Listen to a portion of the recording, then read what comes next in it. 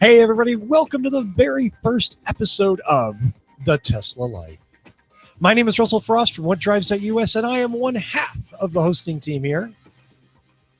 And I am Mark Coughlin, the other half. You can find me at TeslaLifeShow.com.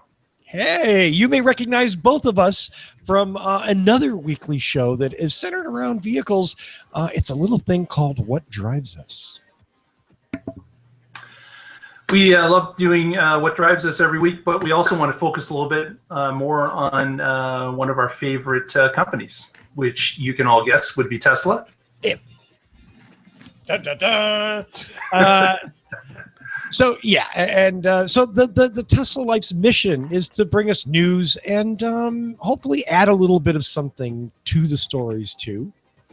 Yeah, we'll talk about things of interest to Tesla owners, whether it's accessories or lifestyle products or news stories. There you go. And even maybe great places to take your Tesla and why we think they're special. The shows gives the chance to present all of that and more. That was some bad script writing on my part, Mark. Sorry about that. He's reading my words. It's not fair. You know, Mark talks well. This week we're joined by someone we hope is going to be a regular contributor, but he's a busy guy. He's got a lot of stuff to do, and he has 2 Teslas to manage. So, you know, he's probably out having fun driving. I want to welcome Dr. Evan Pusko. Hey, guys. Thanks for having me on this week. So does this mean we're going to talk less about Tesla on What Drives Us? Oh, well. Is this where I go, if you're not there, we will? No. I'm not Fair enough. Fair enough. No, I don't. Honestly, I think this is just our chance to like kind of wallow in something we all like. You know, cool. Like my dog I definitely does. like it. Yeah. Maybe I shouldn't have brought up the dog thing. That probably wasn't good. Yeah. Well, yes. Evan. Oh, I'm sorry. So yeah, Evan, great to have you here. We've got some stories this week, so let's get into it. I love that idea, Mark. Well, first up is a little site that I ran across, and I'm curious if Evan has run across this previously. It's an Instagram account about Tesla's parking lot. Curiously enough, what's happened is I guess a group of Instagrammers have got together and started to post pictures of what's going on in different Tesla parking lots. like Tesla owns like the Tesla, yes, like Fremont factory or exactly. Yeah, that's so bizarre. It took me like half an hour to figure this out. I thought it was going to be Teslas in parking lots, and no, it's actually Tesla factory and outlet parking lots. So. Wow. And I would suggest, we'll certainly have a link in the notes here for the show, but I would really suggest people take a thumb through this. It's interesting stuff to see what's been posted. Oh, I just got to the vomit. That's awesome. That is awesome. So we got food, we got vomit. We've got some real interesting parking going on at the Tesla factories. And I believe it's not just a factory. I believe it's also the head office too. So they have really caught some interesting parking jobs going on. Bottles of vodka laying around, booted cars, spaces that are clearly marked for charging that have SUVs and other vehicles parked there. I would think that would be a cardinal sin. If you worked at Tesla and you actually blocked a parking spot for charging, I would think you'd be fired on the spot, really. I think Elon would land a SpaceX rocket on the car that did that. That's unbelievable. You would hope. You would hope. Like here's a picture here of a car in an EV charging labeled spot, and it looks like it's a Subaru. Like, what is going on? I mean, there's this one here. I just love this one. I'm sorry. What does it say? Thank you. What? It says I carried chalk in my car for 10 months just so I could do this once. Oh. Yeah. And he drew parking lines in and it says, there you go. Carried chalk for 10 months. That's awesome. So yeah, this is you've got cars that are parked on up on the grass. I don't know what these people are doing in the parking lot. Some guy's on a hood. The other people are cheering him on. I don't know what's going on in that picture, but really bizarre stuff loaded here. Where was one? Here's one of my favorites. This looks like the Tesla headquarters. They have got cars parked everywhere, up and down the aisle. It looks like Beijing. That's what it looks like. Is there any? I mean, is this a side effect of not having adequate parking because they've grown so fast, or? Oh, how about this? How about this pickup that's on fire? Hang on, let me share my screen. Nothing says nothing. Oh, here, sorry. Nothing says Tesla more than a car fire. Look at that. Is that beautiful? Look at that thing. And the wow. That is not a Tesla the windows caved in. Like, that is awesome. Who does that? Really? Little Mazda parked next to it, not a problem. Everything's good. Wow. Oh, and then of course there's the Cadillac DeVille parked in the motorcycle parking, which just fits in real nice. Yeah. You can just tell it's hard to understand that's not a motorcycle. Really, I would. Oh, there's a dead rodent in the parking lot. That's another good one. Yeah, we've got all sorts of cool stuff going on, and the parking on the boulevards are really nice. This Honda Civic has backed up to a tree and has made a spot where no spot existed previously. So it's interesting stuff. It must be a side effect of the. And of course, we get the stop sign that's been run over. Like, who runs over a stop sign in a parking lot? Like, come on. Yeah, well, I guess you could joke that was the autonomous autopilot 2 that was responsible there. That's awful. The party van, and we've got it's endless. I don't know who collects all this stuff, but and the booted cars. Like there's in this picture we've got 4 or 3 booted cars just sitting there. So it's enough of that. I would suggest everyone take a look at this thing. It's crazy what's going on. Absolutely, and we'll post that link at facebook.com/ the Tesla Life 1, the number 1. Can I have this one though? I mean, come on, this is beautiful right here. Which one? This one, the towing the. Am I not showing? Oh, come on! I'm presenting to everyone. It says you are. Okay, I'll stop that. All right. Now you're ready. They're screwed up. There you go. Oh yeah, they're pushing it. It's on wheels.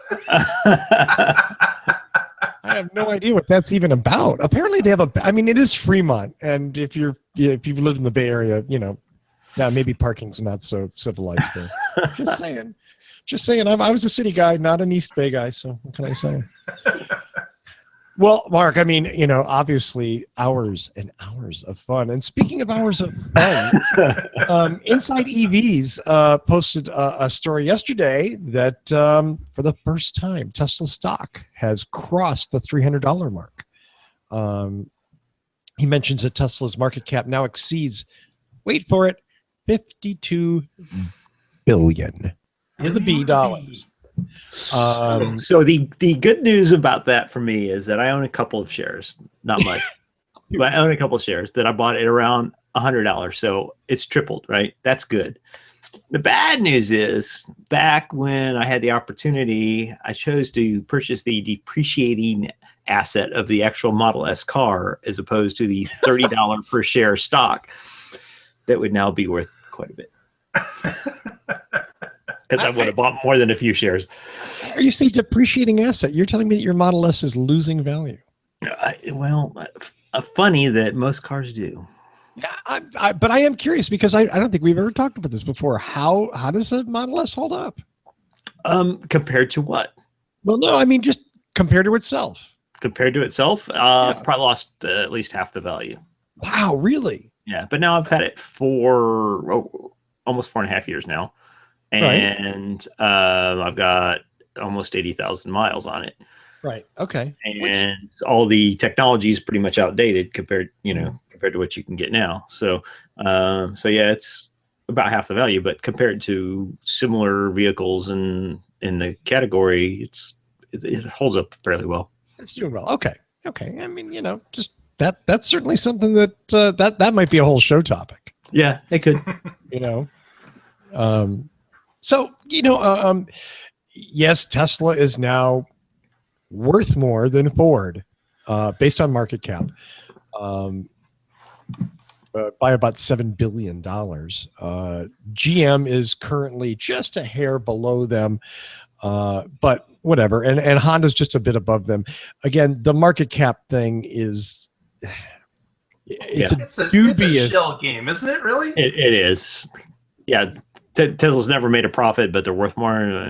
Really, right? That makes sense. In what kind of twisted economic mind? Wall Street. Right. Yeah. I mean, right. I'm losing money, but I'm worth more than you. Yeah. All based on future possibilities, I guess. Well, speaking of future possibilities, Mark. Well, good segue. Interesting that Elon made a communique through his tweeting, which he does quite often, quoting stormy weather in Shortville. So that's a kind of an inside joke that Elon was making about Tesla's stock on the rise, its market cap growing, and of course a number of investors out there holding the bag because they shorted the stock and were expecting it to drop at any point. But unfortunate for them, it's been on a steady climb up. As mentioned earlier, now over $300 a share. Crazy. Yeah, it is. It's a little bit nutty, but again, and Evan, you could probably speak to this, but Elon's been taunted about this for quite some time. Sure, and will continue to be, undoubtedly, and he will continue to respond in his Elon Musk way. And by the way, in case anybody hasn't figured it out, look for launch dates for SpaceX rockets for the best tweets from Elon, because when he's on the airplane, that's what he does. He's actually working most of the rest of the time, but when you see these Twitter storms, he's usually on an airplane somewhere, flying a launch or home from a launch. So that's the best place to look for that. But yeah, look, and I think it's a legitimate statement on his part here that there are people come on the forums all the time spouting crazy ass crap. And we've discussed on What Drives Us a few of the folks that have posted some things that are really either exaggerated or completely made up information that in a pure attempt to try to get people to be afraid of Tesla. And, they're an easy target. They're losing money, right? They're not making any money yet. And so nobody really knows where they're going, this new technology. And so investors are notoriously nervous people. And you get enough of them to go out there and sell stock, and all of a sudden you get rich on shorting them. So I think it's certainly a legitimate statement on his part to say, look, you shorters you're losing the game. Has a short ever worked for Tesla, Evan, that you're aware of? Like, was there a short? Obviously, there has been a bit of a downtrend every once in a while. I guess you have to have your timing right to make it. I think if you look at the trends, there's been very few significant drops in their value. They've had a couple times where they've dropped 10, 20 points in a day on some bad news or in a bad quarterly report. But from what I've seen, I don't think there's anybody that's gotten rich off of shorting Tesla yet. Yeah, so betting against Elon is probably not a wise thing to be doing. And there's a lot of stock. I mean, they're talking like almost 500,000 shares that are shorted on Tesla. Wow. That's a lot of people that have got a real negative view of Tesla. And thus far, obviously they have a lot of money to sit on. Right. And, but there's all this news, is the National Highway Transportation going to make them shut off autopilot, and that's going to crash their sales? Are they going to get in trouble for the battery packs burning up, and they're going to have a massive recall on, 100,000 batteries that they've got out there now, and have to bring them all back in. So there's plenty of stuff out there to make people nervous, and to make shorting them look like a good idea. But I'd have to argue that, I mean, honestly, if they turned autopilot off tomorrow and just gave you like high-tech cruise and a couple of other things, does that really take all the fun out of driving the Tesla out? Yeah, most certainly not, right? No, I get that autopilot's like a big media thing. It's a big storm that everyone wants, but honestly, it is also a big part of their ability to say that, this is the future and there's a bigger piece of the pie available to us because we have this feature. Right. And and that's part of what attracts the investors, is this potential for what they could accomplish in the future. And if they are the first to get it fully autonomous, and then they're able to patent and sell that technology, people are getting wealthy. They're the new Apple. Are getting wealthy. You can put that in there. Put Apple in your right. So, but if they fail, then they're that may not allow them to achieve their potential that people are hoping for. Okay. That seems fair to me. So it's a little bit of a house of cards. I mean, I think it's fair to say that. Yeah, absolutely. Yes. I own the stock. I own their cars. I'm buying 2 more of their cars, but there's a little bit of nervousness there, and you're not paying attention if you're not a little bit nervous. Wait, is this news here? Because I remember you had reservations on 2 cars, but you weren't sure you were buying 2 cars. Now you're buying 2 Model S's? Well, no, 2 Model 3s. Model 3s, excuse me. Model 3s. Well, we'll see. We're still figuring it out. It's a complicated decision.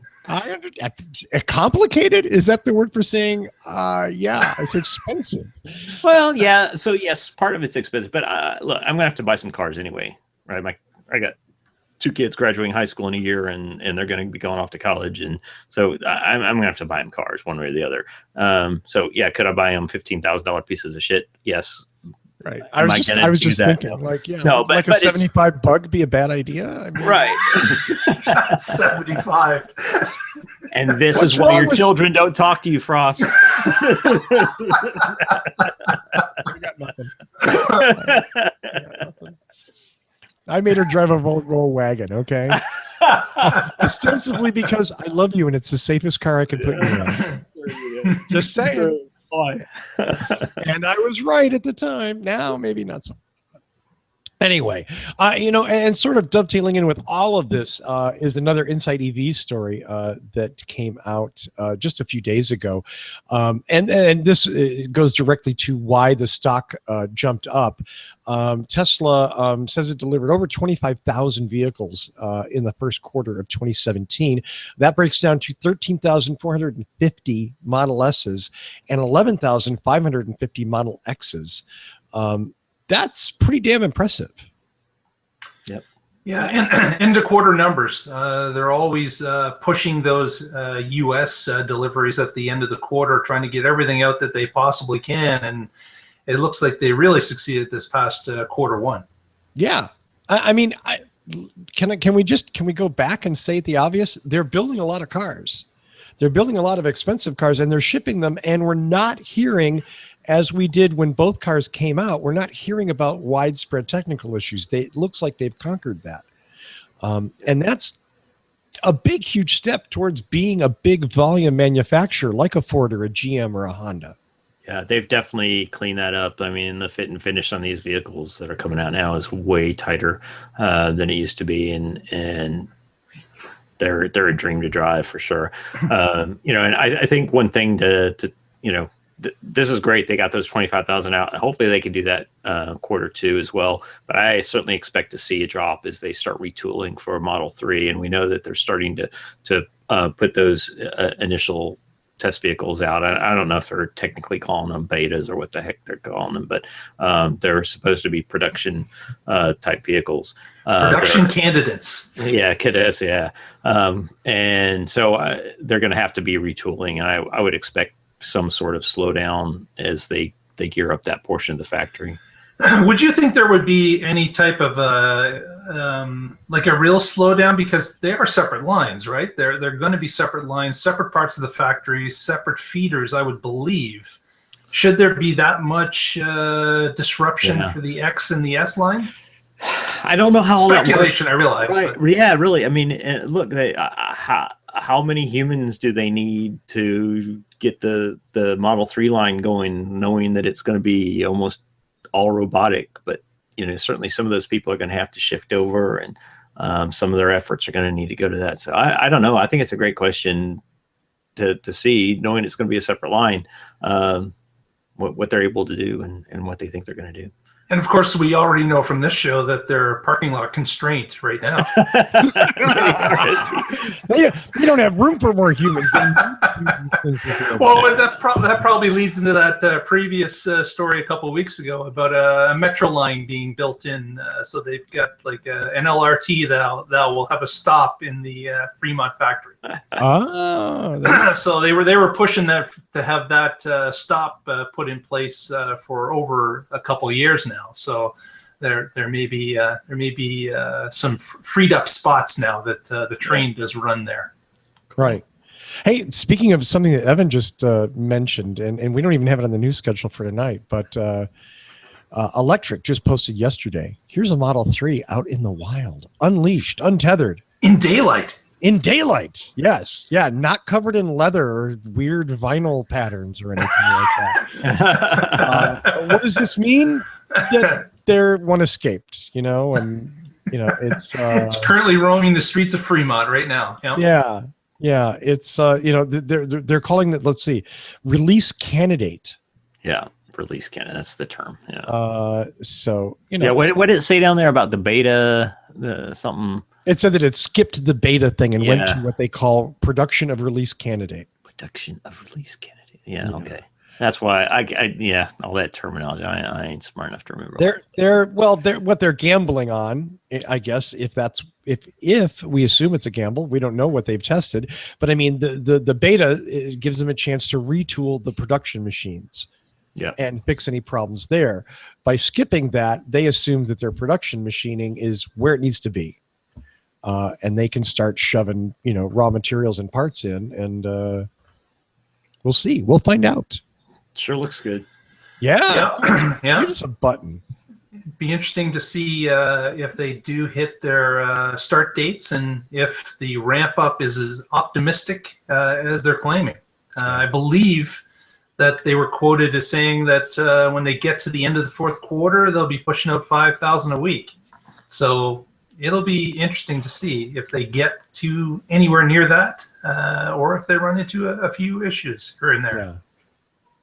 It's been certainly smooth to this point. Like news-wise, everyone seems to be in a quite positive manner as to what they're reporting.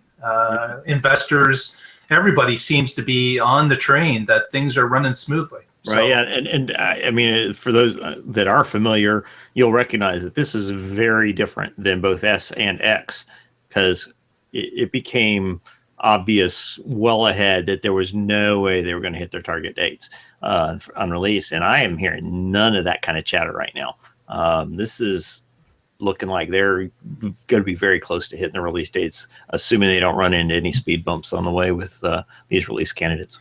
And if I may ask, Evan, because I don't remember this, but when it was getting close to, say, the release of the X or the S, and there was delays, were they putting those signals out a month before release date, or what proposed release date? It was before then. I mean, people knew well before then, and then little official-ish things would trickle out of Tesla here and there about pushing back. They've been coy with specifics for a long time, but generally, invites start going out for the release party in Fremont or wherever they're going to have it, and everybody kind of finally figures out when it's really going to happen, and they'll hand out those first few keys, and then maybe a month later they'll actually start delivering in earnest. But this has been a very different experience than S and X so far. Well, I mean, it's hope that they've learned stuff from the previous two launches, and that they're adding this to their repertoire of experience. And it's a different target audience. they can't. I just don't think they are going to get the patience out of the middle class public that's been waiting for this car for 10 years that they maybe got out of people that were really early adopters. People are ready to own a Tesla, but they want it to be like buying a Toyota. And so I think they have to be careful with this and make sure it's done right. Oh, absolutely. Because you've got a class of people now that have scrimped and saved for, like you said, almost a decade waiting for this event to happen. And this is going to be their primary car in a lot of cases. And right. And you cannot have, these people waiting or having service issues if this is their only car. Right. Now, so some of that's attenuated in that the initial vehicles are going to Tesla employees. The next set of vehicles goes to previous Tesla owners. So there's going to be a little opportunity there to have a little bit more receptive of an audience before the general public that just got in the regular queue. But what are they going to get out of that? Maybe 6 months before Joe Schmo starts getting his Tesla he's been waiting for 10 years. Right. But that's a big, and that helps with that strategy of skipping the beta prototype and going to a release candidate, is they're giving it to family in a sense. You know what I mean? Yeah. The people who are going to be the most tolerant and have the most experience with new Teslas. So smart. It's very, very smart. And if he manages to get to the main production numbers and get everything ramped up quicker, big win, big, huge win for him. It means he's going to cash more of those reservations. Yep, absolutely. Next story we've got is concerned, of course, with the superchargers. Another issue that has raised its head here and there, depending on the populous area that you're located in. But Tesla, of course, they're planning on basically doubling the number of U.S. superchargers by the end of 2017. Now, the article doesn't go into, what the actual amount was when they said it would double from, but certainly it's quite a statement that they are pushing a lot of resources into either expanding existing supercharger sites or adding more sites to the network in between and around current sites. So it is, and it's something that affects geographically only certain areas. But when you add hundreds of thousands of cars to the mix, even though the supercharger is not going to be a free use item for these hundreds of thousands of cars, there still, is the possibility of some gridlock at these chargers. So it's interesting to see that they are still pushing to make the network larger and bigger in order to handle the demand that they believe is going to be out there. And there's still big holes. I've still got trips I resist taking because of the added time to route through superchargers. I'm in a part of the country that if I want to go south or east, I can't do it very easily. And there are other parts, particularly in the northwest or north central parts of the U.S. that's still very, very difficult. So yeah, they've got work to do. Do you find yourself going out of your way to make those trips, or is it really a deterrent that you don't make those trips? It depends on the urgency, time constraints, and things like that. But we're going to Florida this June, and if there's a map up there now, so I'm in Southwest Missouri, yeah, right about there, and I want to go down to Fort Myer, Florida, down there, and getting between there and then Atlanta is a long haul. And this is an old map. I don't know. It is, yeah. I don't know, but I think it's still relatively right. So there is a supercharger in Memphis, Tennessee, but I can't get there. Which is right there. Yeah. It's at least 60 miles too far. Actually, it's right on the Mississippi River there. But it's at least 60 miles too far for me to reach. And an electric vehicle, and then from there I still have to route through northern Tennessee and down, rather than a straight shot through Alabama and into Georgia. So it really adds a lot. I mean, 6-8 hours driving to an already almost 22-hour trip. So we're gonna rent a gas vehicle for that trip, just because it makes sense time wise to get us where we want to go and back. I got a recent one up now. There you Russell. go. Yeah, that's better. Thank you. Let me put that back up. Okay, so we're the second dot from the southwest Missouri area there. Okay. You don't have the pointer. I don't have the pointer. Okay, yeah. Now you got a Canadian pointing at a U.S. map. Left. West. One more west. One more. That dot. That's Springfield Supercharger. And then Memphis is kind of the one right next to Arkansas. 5 o'clock. No, Arkansas to the east. Oh my God! If this was Canada, we'd be so Tennessee. Yeah. Tennessee, the west coast of Tennessee, right on the Mississippi River. Down. No, that was right. Oh, in Kentucky. Okay, this is just going really bad. You want me to grab this? One more west. There you go. That's there Memphis. We go. So Memphis. if I could get to so there. So there's no what is that distance approximately between the two dots? Well, remember this is the Ozark Mountains, so it's not a straight line. So it's something around 320 miles, something like that. Yeah. So, and then from there, even if you go to Alabama, the center of Alabama, you can't make that run either. Oh, okay. That's too far on a single charge. About the same distance as well, yeah. Yeah, it is. So I've got two major gaps there. So my only option would be to go up north through Tennessee and circle down to Atlanta, and that's 4 chargers. and hook up to the I-75 road. Yeah, and once you get there, you're good to go. I mean, Florida's replete and Georgia's replete, but man, there's a massive hole there, and then you can see up north there in Montana, North Dakota, South Dakota, Nebraska. And unless you're on those major interstates going east-west, you're screwed. Yeah.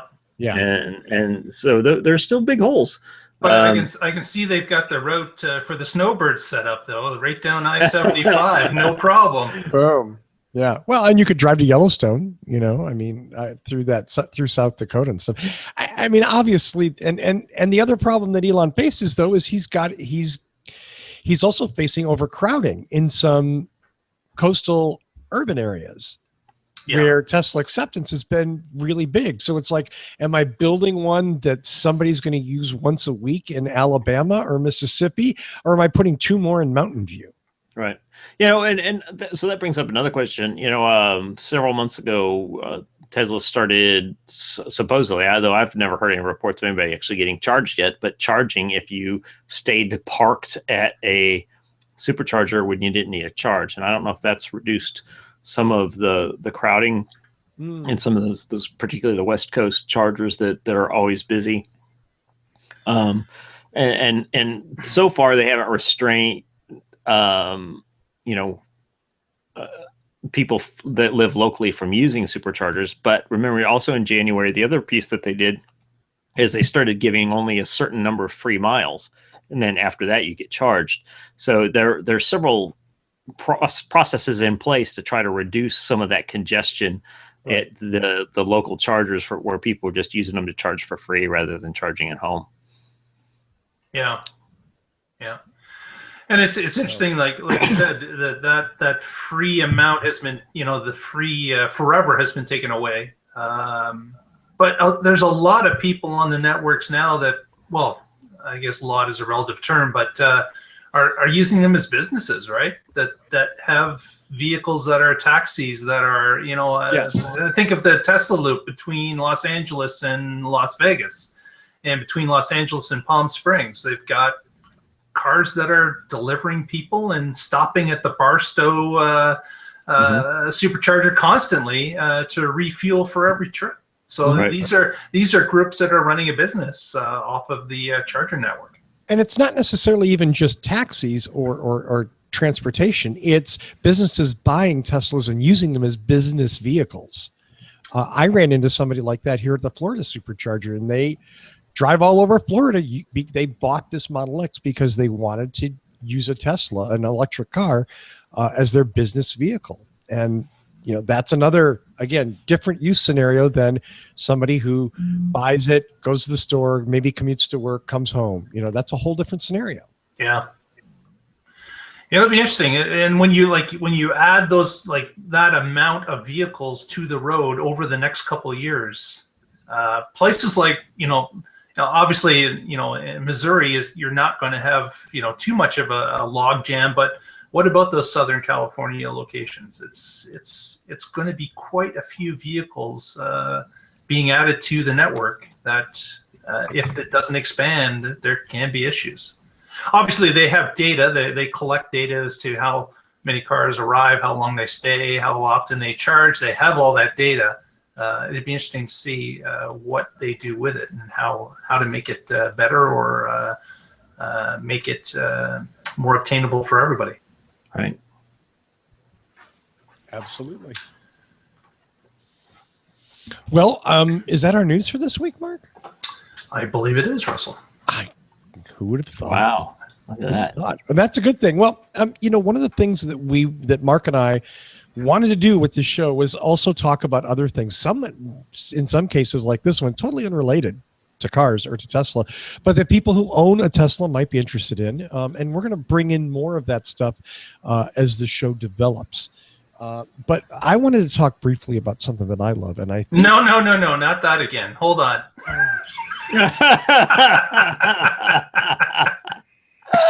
Oh man. I'm crying inside. Okay, Mark, you're still a screen sharing. When you talk, it's like text pops up. It's wonderful.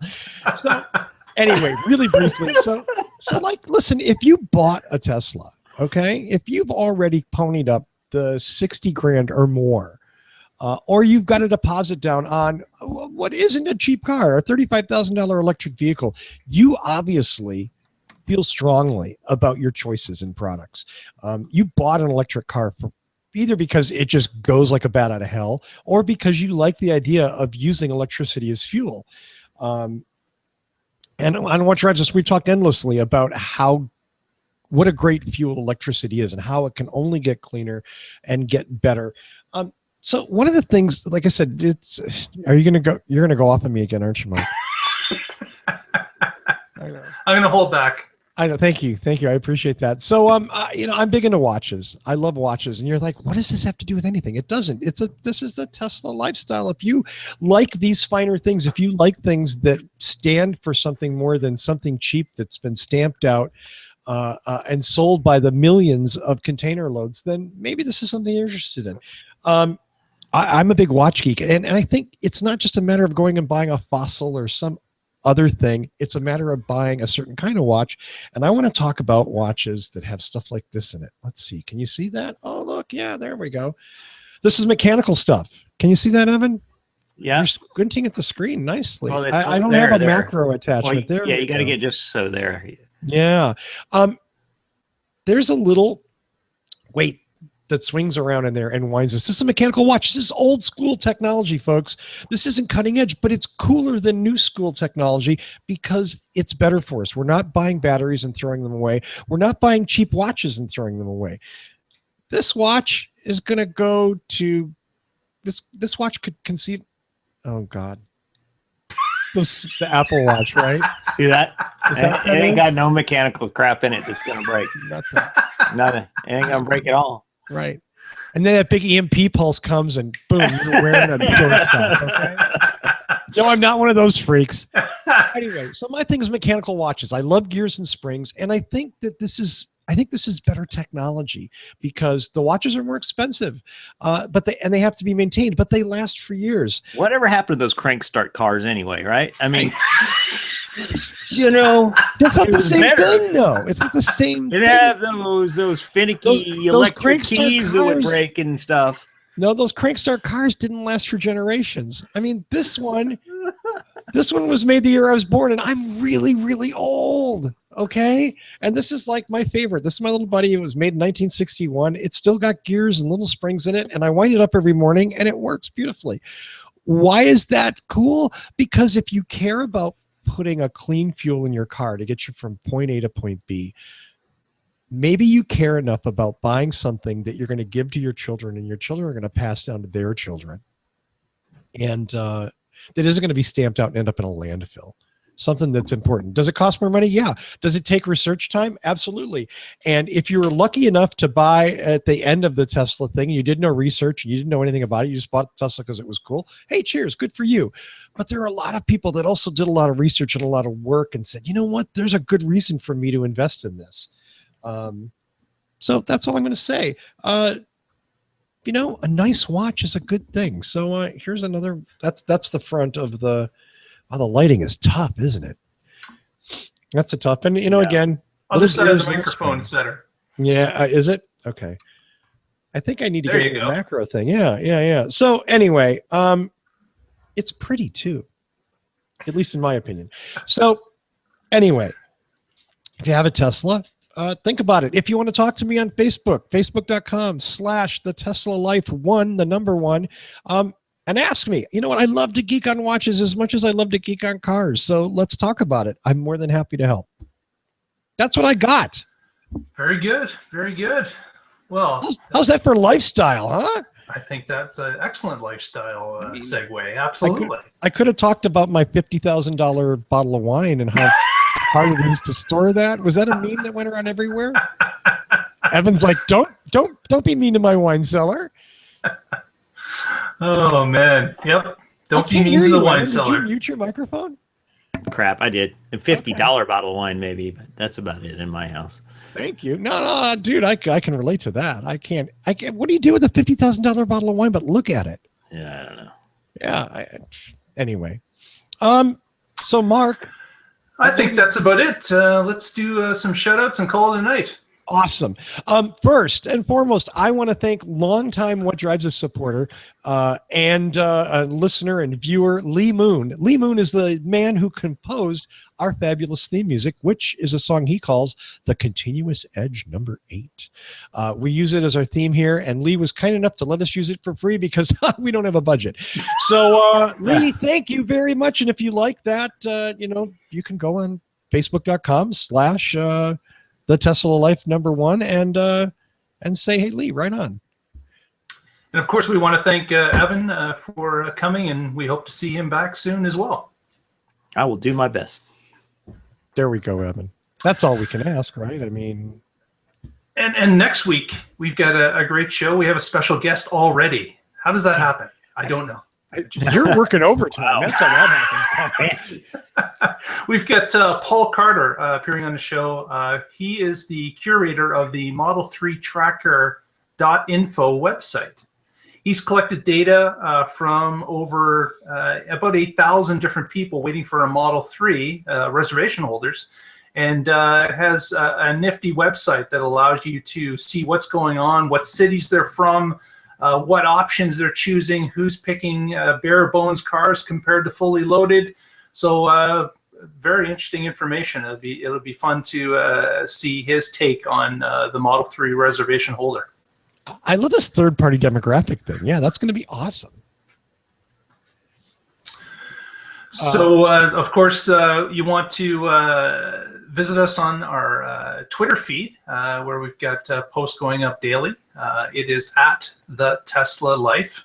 And Russell, what's our Facebook once again? It's facebook.com/the Tesla Life 1. That's numeral 1. Numeral 1.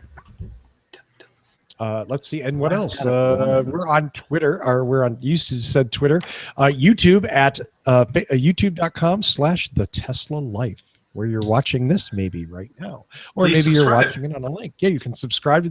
Suggest it to your friends, please. Wait, so what's the Tesla Life thing on Facebook? It should be the Tesla Life 1. The numeral 1. Evan's looking for it right now. I am. I'm like, Evan, have you not liked the page yet? Oh, that's it, Evan. I have not. He's off the show. Is it the Tesla Life one? All right, because I see the Tesla Life, but that's not you, huh? You stole their. You guys stole their thing. Are they going to sue? Shh! Keep that down. Did we steal it? I don't think we stole it. Maybe we had it first. That's us. Yeah. All right, I'm on. I'm in. Tesla Life one. There you go. I'm on it. Very good. Awesome. So, of course, you look for us back here live on YouTube. Probably, well, you know what? We're not going to announce the time. Watch the Facebook page to see when we're going to do it. It'll probably be Wednesday evenings, maybe a little bit later. We're hoping. So we'll see all of you back here next week To talk more about living the Tesla life.